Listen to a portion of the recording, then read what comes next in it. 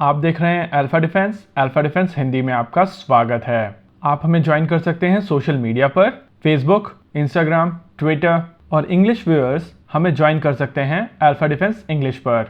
आइए शुरू करते हैं आज का वीडियो।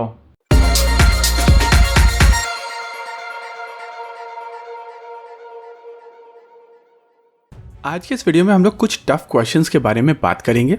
आज सुबह एक दुखद खबर आई थी कि भारतीय वायुसेना का एक MiG-21 क्रैश हो गया है और इस फाइटर जेट के pilot group captain Ashish Gupta आज हमारे साथ नहीं है। ये क्रैश वापस से वो गंभीर सवाल उठाता है जिसके ऊपर आमतौर पर इतनी ज्यादा बातचीत नहीं होती है। ये गंभीर क्वेश्चन है MiG-21 आज 50 साल के बाद भी भारतीय वायुसेना इस फाइटर जेट को क्यों ऑपरेट कर रही है। बेसलाइन MiG-21 ने अपनी पहली उड़ान 1955 में भरी थी। हालांकि भारत के पास ये फाइटर जेट्स 1961 के आसपास आना शुरू हुए थे और इनको ऑफिशियली 1964 के आसपास इंडक्ट किया गया था। एक समय पर भारतीय वायुसेना के पास में लगभग 1200 MiG-21 थे और आज की तारीख में इनका नंबर घटकर 110 के आसपास है।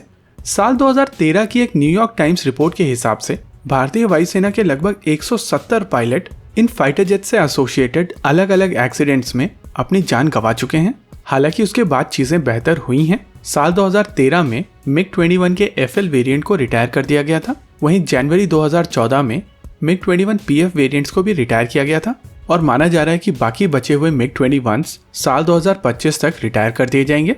लेकिन जो क्वेश्चन पूछे जा रहे हैं वो है कि इनको अभी रिटायर क्यों नहीं किया जा रहा। अगर ये फाइटर जेट लगभग 50 साल पुराने हैं तो क्यों पायलट्स की लाइफ के साथ में एक रिस्क लिया जा रहा है। अगर आपको याद होगा तो कुछ समय पहले भारतीय वायुसेना प्रमुख RKS भदौरिया ने MiG-21 में एक सॉर्टी लगाई थी। वहीं उनसे पहले वाले air chief marshal BS Dhanoa ने भी इस फाइटर जेट में एक सॉर्टी लगाई थी। इन हाई प्रोफाइल सॉर्टीज का कारण है पायलट्स के बीच में कॉन्फिडेंस बिल्ड करना और ये बताना कि ये फाइटर जेट सेफ है। ये बात सही है कि MiG-21 के बहुत सारे क्रैशेस हुए हैं और अब ये फाइटर जेट बहुत ज्यादा पुराना हो चुका है। इस वजह से इसको रिटायर करना बहुत ज्यादा जरूरी है। लेकिन भारतीय वायुसेना के पास में इस समय ज्यादा ऑप्शंस है नहीं। फाइटर जेट प्रोक्योरमेंट एक ऐसी चीज है जिसमें आमतौर पर बहुत ज्यादा समय लगता है और एक फाइटर जेट को प्रोक्योर करने के बाद में उसे ऑपरेशनली यूज करने में भी काफी ज्यादा समय लगता है। एक बेसिक एग्जांपल लेते हैं रफाल डील का। MMRCA को हटा के केवल डील वाले दिन से अगर कैलकुलेशन की जाए तो साल 2015 से अब तक भारतीय वायुसेना को 11 रफाल फाइटर जेट्स मिले हैं, यानी कि लगभग 6 साल के बाद में, और वो भी तब जब ये प्रोक्योरमेंट फास्ट ट्रैक मोड में किया गया था और of the shelf Rafale fighter jet Bharat ने खरीदे थे। इससे आप हिसाब लगा सकते हैं कि आमतौर पर एक फाइटर जेट प्रोक्योरमेंट में कितना समय लगता है।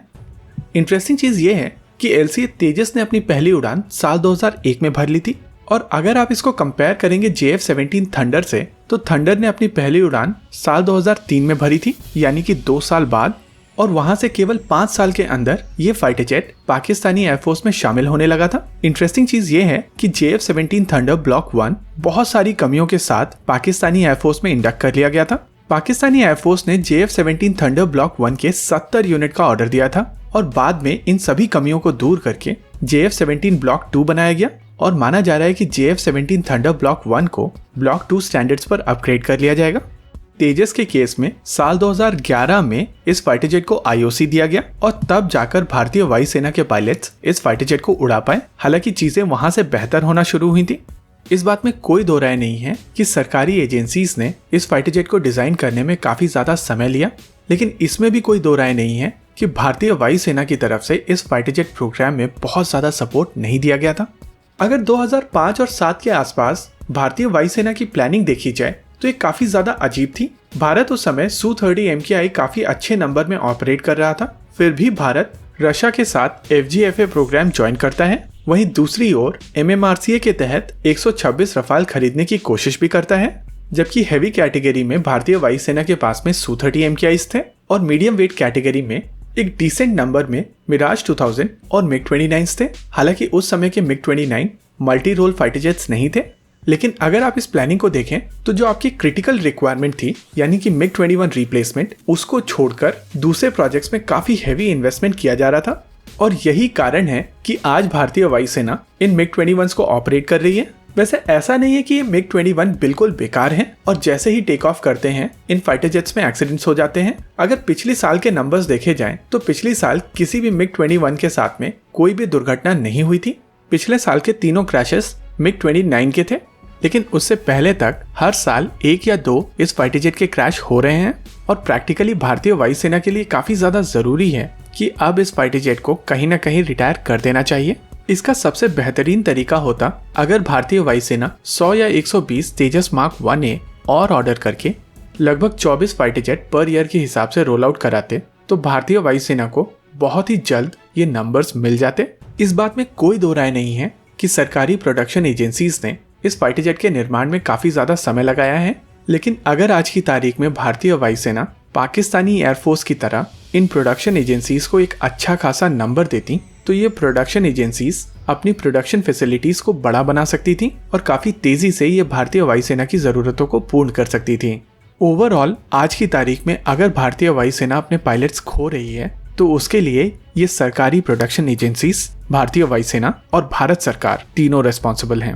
रही बात मिग 21 बाइसन की, तो भारतीय वायुसेना के पास में आज की तारीख में बहुत ज्यादा ऑप्शंस नहीं है और जितनी बड़ी एयर स्पेस भारत की है उसको प्रोटेक्ट करने के लिए भारतीय वायुसेना के पास में इन फाइटर जेट्स को मेंटेन करने के अलावा कोई और ऑप्शन नहीं है। इसी के साथ आज के इस वीडियो में रखते हैं केवल इतना ही। आपको क्या लगता है बताइए हमें कमेंट सेक्शन में। आगे आप कौन सा वीडियो देखना चाहते हैं बताइए हमें कमेंट सेक्शन में। वीडियो को अंत तक देखने के लिए धन्यवाद। अगर आपको वीडियो पसंद आया हो तो आप इसे अपने दोस्तों के साथ जरूर शेयर करें, और अगर नहीं पसंद आया तो बताइए हमें कमेंट सेक्शन में आखिर क्यों। देखते रहिए अल्फा डिफेंस। धन्यवाद। जय हिंद।